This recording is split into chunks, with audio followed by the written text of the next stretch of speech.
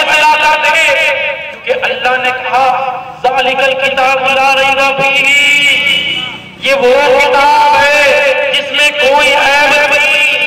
हमने कहा तू मुक़द्दस किताब है, तू ही जानता है कि कौन हक पर है। तो कुरान ने कहा वमन युज़लिल फलन तजिद लहू वलिय्यन मुर्शिदा, कि अल्लाह किसी कौम को गुमराह करना चाहता है तो उनके वली को नहीं पैदा करता, ना मुर्शिद को पैदा करता। अगर वली पैदा हुआ तो हमारी जमात में पैदा हुए, मुर्शिद पैदा हुए तो हमारी जमात में पैदा हुए। तो कुरान कहता है कि अल्लाह बहुत से आदम को उसकी जमात में पैदा करता है जो हक पर होती है। ख्वाजा उसी जमात में पैदा करता है जो हक पर हुआ करती है, और जो इनसे मंसूब होते हैं वो भी हक पर हुआ करते हैं।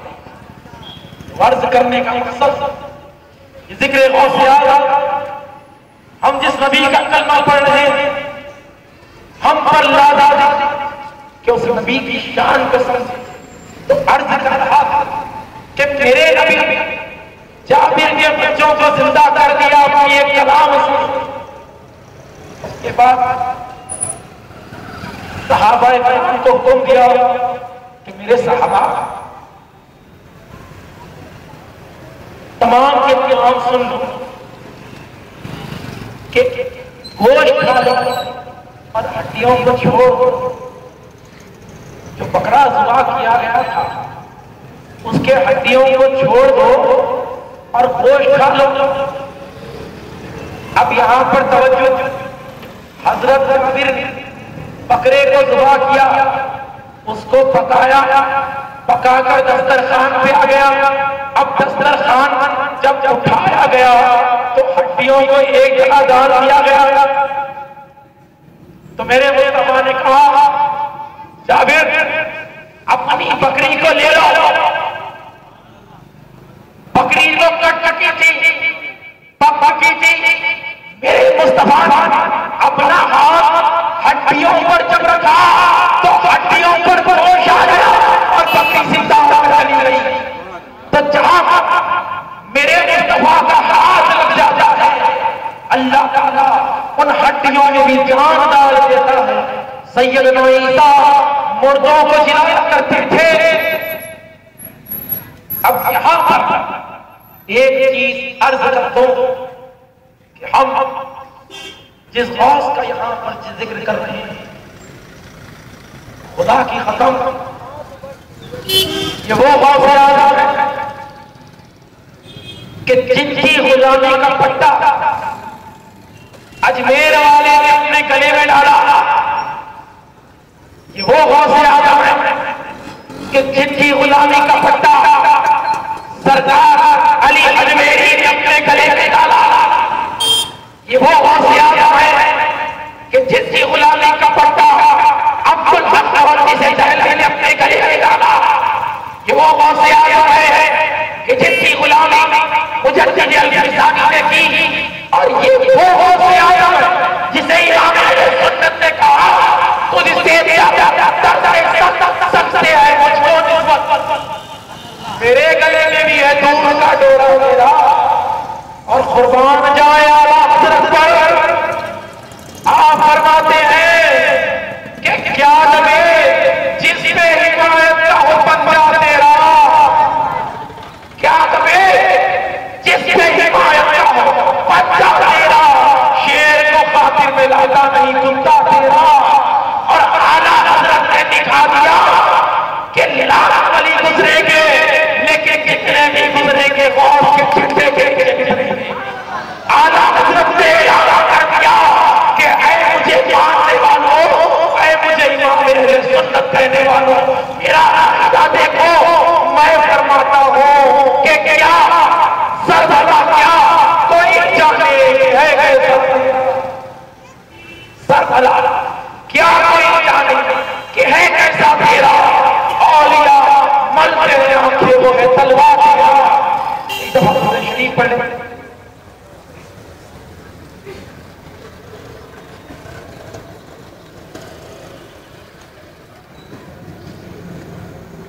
तो जिस जात के बारे में आला हज़रत ने कह कि सर भला का कोई जज कह कैसा तेरा औलिया हमारे और उनके दरमियान सैयद शाह मीरल्लाह अलवी शतारी साहब क़िबला नबी रहे शेखुल ला चुके हैं। हज़रत का इस्तेमाल नारे तकबीर से नारे तकबीर नारे रिसालत उलमा अहले सुन्नत उलमा अहले सुन्नत सुभान अल्लाह। हज़रत के नूरानी खिताब आपको सरफराज बनाए अपनी गुफ्तगू को थोड़ी देर में समझ लो। तो अर्ज कर रहा कि अगर कोई पाकिस्तान जाता है तो वहां के झंडे को लहराता हुआ देखा, बोला कि भाई ये झंडा यहां पर क्यों लहरा रहा है? तो कहा यहां पर पाकिस्तानी हुकूमत। अब मैं मेरे भाइयों से पूछने लगा यहां पर ये झंडे क्यों लहरा रहे हैं? तो उन लोगों ने कहा क्योंकि यहां पर हिंदुस्तानी हुकूमत, तो बोलने का मकसद यह है कि हुकूमत उसी की होती है जिसके झंडे लहराते हैं। अब मेरे कौम के झंडे सारी कायनात में लहरा रहे हैं, तो मालूम क्या हुआ कि हुकूमत किसकी भी हो, हुकूमत बातिनी और ज़ियादत की चल रही है। मेरे कौम का चर्चा जमीन और आसमान में चल रहा है और ये कौम ज़ियादत की शान इतनी बुलंद वाला खुतबे जुमा पिराने पीर दे रहे हैं। मुरीदों ने आकर कहा या शेख अब्दुल कादिर अपने नाना की उम्मत को बचाइए। कहा कि क्या हुआ?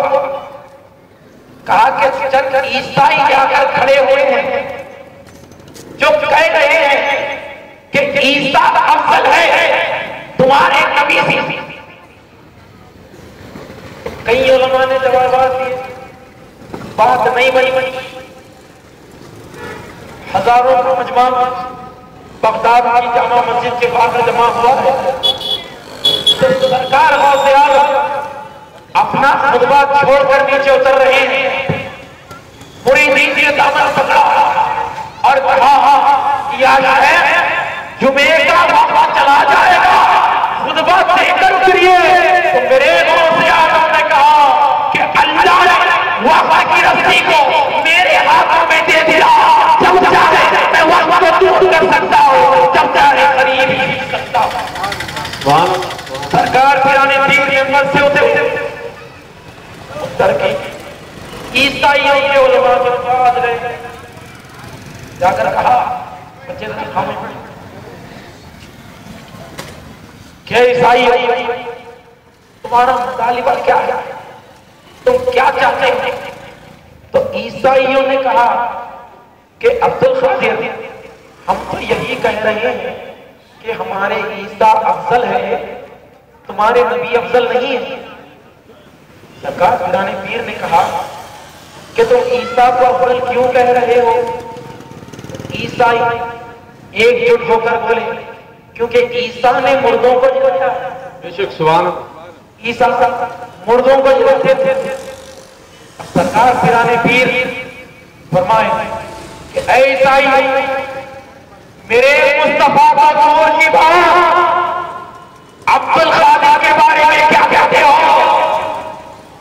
ईसाई ने कहा कि सरकार आप तो नबी के गुलाम, आप नबी के गुलाम।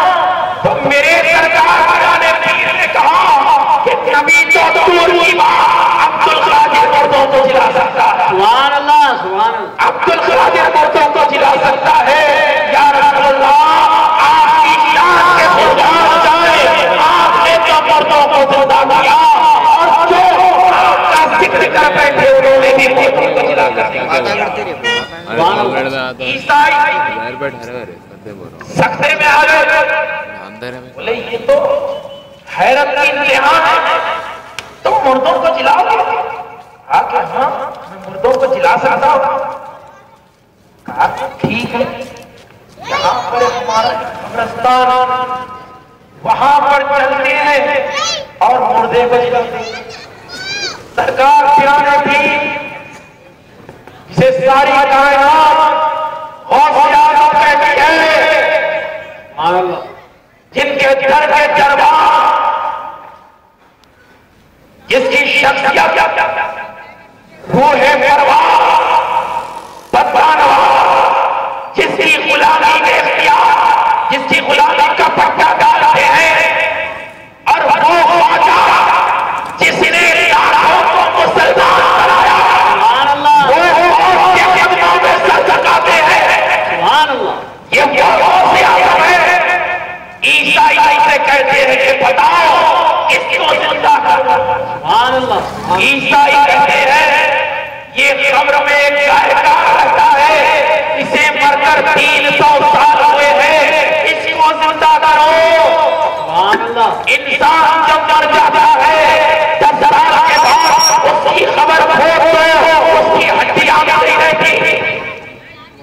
10 साल के बाद खबर खोद के देखो, उसकी हड्डियां नहीं रहती।